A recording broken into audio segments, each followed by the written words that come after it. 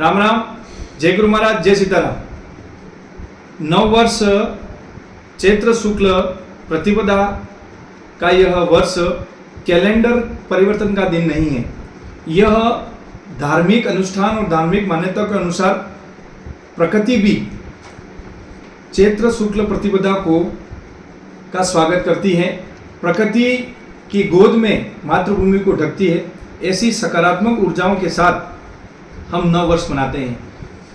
राजा राम का भी राज्याभिषेक नव वर्ष पर ही हुआ था। चैत्र शुक्ल पक्ष से प्रारंभ होकर नवरात्रि और भगवान राम की जन्म महोत्सव भी इसी चैत्र महीने से प्रारंभ होता है। हिंदी के जो 12 माह हैं, जो चैत्र माह से प्रारंभ होकर फाल्गुन तक समाप्त होते हैं। इस दिन चेटी चंड के रूप में भी हम नव वर्ष मनाते हैं और कई समुदाय अलग अलग नाम से हमारे हिंदू नव वर्ष को मनाते हैं। मान्यता यह भी रही है कि भगवान महावीर के 14 तीर्थंकर हैं, जो जैन धर्म में, वो भी उसी दिन से जन्मदिन प्रारंभ होता है।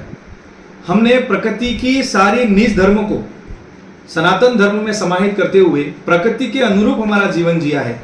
इसीलिए राष्ट्रीय स्वयंसेवक संघ के हमारे संस्थापक डॉक्टर हेडगेवार जी का भी जन्मदिन नए वर्ष प्रतिपदा के दिन से ही प्रारंभ होता है। ऐसे विशेष विभूतियां, महापुरुष भगवान के जन्म, राज्याभिषेक और विविध धार्मिक मान्यताओं के साथ में प्रकृति स्वयं भी चैत्र शुक्ल प्रतिपदा का स्वागत करती है।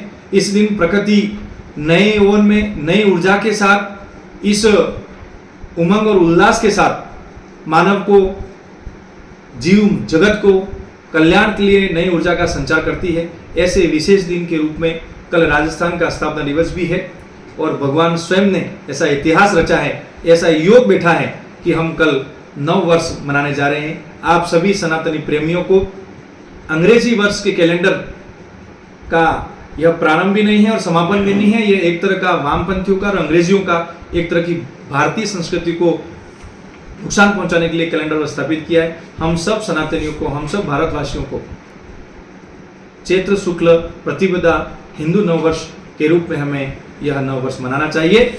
हमें गुड़, धनिया और नीम की कोपेल का प्रसाद कर, एक दूसरे को देकर, गले मिलकर इस नई ऊर्जा, नई उमंग, नई प्रकृति के नव रूप को हमें स्वागत करना चाहिए। और नवरात्रि और भगवान राम के महोत्सव की भी आपको ढेरों शुभकामनाएं। आपका जीवन मंगलमय हो, आप स्वस्थ रहें, सुखी रहें। जय हिंद, जय भारत।